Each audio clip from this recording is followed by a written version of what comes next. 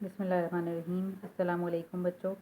आज हम केमिस्ट्री की डेफिनेशन के बारे में पढ़ेंगे। केमिस्ट्री एक साइंस की ब्रांच है और इसकी तारीफ़ की जा सकती है। चलें look at the book. Chemistry is defined as a science that examines the materials of the universe and changes that these materials undergo. तो हम केमिस्ट्री को कैसे डिफाइन कर सकते हैं कि केमिस्ट्री बेसिकली स्टडी है मटेरियल्स की स्टडी और the changes that happen in these materials, और वो सारी चेंजेस जो इन मटेरियल्स में आती हैं, चाहे वो फिज़िकल चेंज है या केमिकल चेंज है, उनकी स्टडी को हम केमिस्ट्री कहते हैं। सो हम केमिस्ट्री को बेसिकली डिफाइन यूँ कर सकते हैं कि chemistry is basically the study of materials and changes in these materials में आपके पास सॉलिड, लिक्विड, गैस सब आ जाता है, और चेंजेस में आपके पास फिजिकल और केमिकल दोनों तरह की चेंजेस आ जाती हैं। So we can say that chemistry is the study of changes, physical और chemical changes in materials like solid, liquid और गैस। अब हम आ जाते हैं केमिस्ट्री की ब्रांचेस की तरफ। केमिस्ट्री की मेजर 8 ब्रांचेस के बारे में हम आज स्टडी करेंगे। पहली ब्रांच इसको हम कहते हैं फिज़िकल केमिस्ट्री।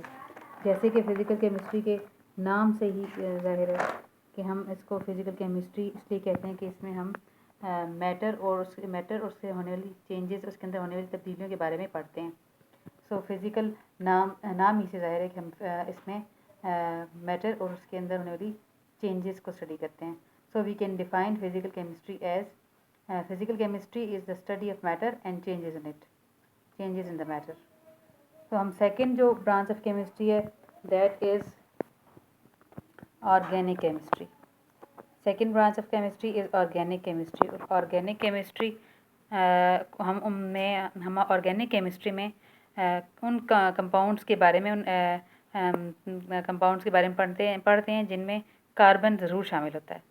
तो जिन फार्मूलाज में, जिन केमिकल्स में कार्बन शामिल है, उनको हम ऑर्गेनिक कंपाउंड्स कहते हैं, और उन कंपाउंड्स की स्टडी को ऑर्गेनिक केमिस्ट्री कहते हैं। So we can define organic chemistry as the study of compounds containing carbon. अब हम नेक्स्ट देखते हैं third branch of chemistry, inorganic chemistry. Inorganic chemistry भी आपको जैसे कि नाम से पता चल रहा है कि इसमें वो सारे कंपाउंड्स आएंगे जिनमें कार्बन नहीं है, non carbon compounds. So inorganic chemistry is the study of compounds that do not contain carbon in them. इसके बाद आ जाती है बायोकेमिस्ट्री। बायोकेमिस्ट्री जैसे कि आपको नाम ही से अंदाज़ा हो रहा है कि बायो लिविंग थिंग्स को कहते हैं, तो लाइफ को कहते हैं। बायोकेमिस्ट्री को हम यूँ डिफ़ाइन कर सकते हैं कि बायोकेमिस्ट्री में हम लिविंग ऑर्गेनिजम्स के बारे में स्टडी करते हैं, और फिजिकल और केमिकल चेंजेस जो इन लिविंग ऑर्गेनिजम्स के अंदर हो रही हैं, रोनमा हो रही हैं, उनकी स्टडी को हम बायोकेमिस्ट्री कहते हैं। So we can define the biochemistry as the study of living organisms and physical and chemical changes in the living organisms. Study of physical and chemical changes in the living organisms. इसके बाद industrial chemistry आ जाती है। Industrial chemistry जैसे आपको नाम से अंदाज़ा हो रहा है कि इसमें हम इंडस्ट्रीज़ के बारे में पढ़ते हैं। इंडस्ट्रीज़ में हम किस चीज़ के बारे में पढ़ेंगे?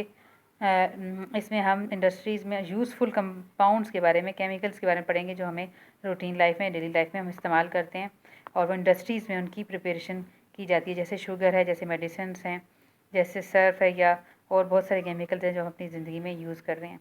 तो हम इंडस्ट्रियल केमिस्ट्री को कैसे डिफ़ाइन कर सकते हैं? Industrial chemistry is defined as a study of large scale production of useful compounds like medicine and sugar etcetera. तो स्टूडेंट्स बेसिकली हमने 4 ब्रांचेस ऑफ केमिस्ट्री को डिस्कस किया है। Physical chemistry that is called study of changes and study of matter and changes in the matter. इसके बाद जो second branch है this is called organic chemistry, carbon containing compounds. इसके बाद inorganic chemistry, non carbon compounds. इसके बाद biochemistry, study of living organisms and changes, physical and chemical changes in their bodies is called biochemistry. इसके बाद fifth branch हमने industrial chemistry के बारे में पढ़ा। इंडस्ट्रियल केमिस्ट्री में हम large scale production of compounds के बारे में पढ़ते हैं, जैसे कि शुगर या मेडिसिन वगैरह जो इंडस्ट्रीज़ में बड़े पैमाने पर तैयार की जाती हैं, जो हमारी रोज़मर्रा ज़िंदगी में काम आती हैं। अब हम नेक्स्ट कुछ ब्रांचेस के बारे में देखते हैं। जिनमें पहली ब्रांच आ जाती है न्यूक्लियर केमिस्ट्री। न्यूक्लियर केमिस्ट्री जैसे कि नाम से ही आपको पता चल रहा है कि इसमें हम न्यूक्लियाई के बारे में पढ़ते हैं। न्यूक्लियाई में किस से मुताबिक हम पढ़ेंगे, changes in the nuclei. So nuclear chemistry is defined as a study of changes in nucleus of an atom. Next जो हमारे पास ब्रांच ऑफ केमिस्ट्री है इसका एनवायरमेंटल केमिस्ट्री कहते हैं। एनवायरमेंटल केमिस्ट्री भी आपको नाम से अंदाजा हो रहा है कि माहौल के बारे में स्टडी किया जाता है। माहौल में जिस तरह के जहरीले किस्म के कंपाउंड्स फैल रहे हैं उनकी स्टडी और उनके इंसानी ज़िंदगी पे क्या असरात हैं उनके बारे में हम इस केमिस्ट्री की ब्रांच में पढ़ते हैं। So we can define environmental chemistry as the study of chemicals and toxins in the environment and their effects on human life.